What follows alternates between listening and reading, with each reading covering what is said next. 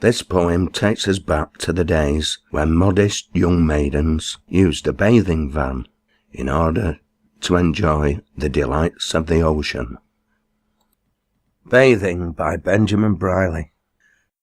The sea ove gently, frilled with tiny waves that shimmered on the beach or crept in caves, as if with infant breezes raised to show how liquid smiles o'er ocean's face may flow.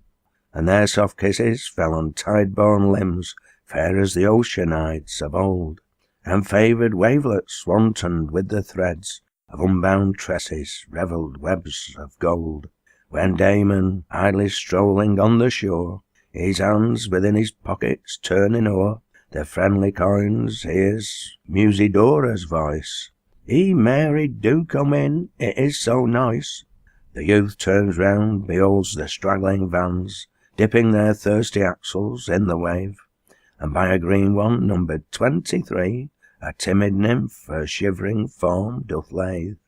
It is his Musidora, he had missed her from the pier an hour ago, but wist not that she laid aside her prudish ways in azure sack to court the vulgar gaze. Her hair about her shoulders floateth free, the bunch that held her hat sublimely poised upon her burthened head in van is stored. 'Twas bought in Manchester and is highly prized, and now she's gone, the waves meet where she stood. Oh, that I were the sea or some such flood, the youth exclaims, again he hears the voice. Mary, do come in, it is so nice. The two had come from Oldham via trips by speculative gentlemen got up, to gather shells, ride donks, and see the ships, then home return on prawns and shrimps to sup. And there were other nymphs within the van, Yellet Mary, Sally, and Selina Ann.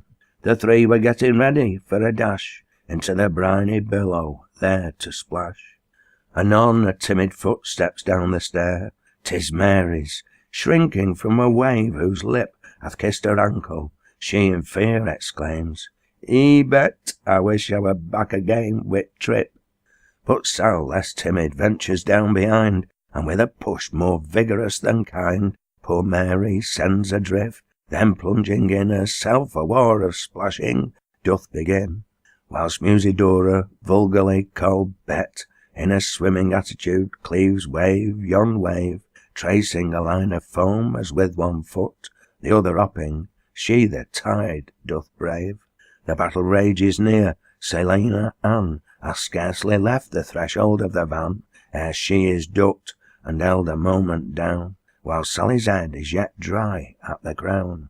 Then booms a thundering shout along the shore, "Duck the big un, lasses," meaning Sal the bold, and Sally is seized and made to kiss the sand, and promise quarter ere they lose their hold. Now I'll go down, the bubbling waves close o'er, then comes a whistle from the far-off shore. The train is starting. Damon, frantic, tries to stop it, vain attempt, yet on he flies. The others scream and toss their arms on high, their sack-encumbered limbs divide the spray. Then to the privacy of 23, the dripping mermaids mount the laddered way. The train is gone, and with it Damon too, and why to Musidora so untrue? And why leave Mary and Selina Ann with Sal to quarrel in that cursed van? When rose the moon upon the tranquil beach, the sun had got his nightcap on and lay as if in cradled slumber. From a bank 4 weeping fair ones watched the closing day. The night set in, the midnight watch came and went, the god of morn his golden iris bent o'er eastern wave, yet these 4 maidens slept upon the bank where they had watched and wept.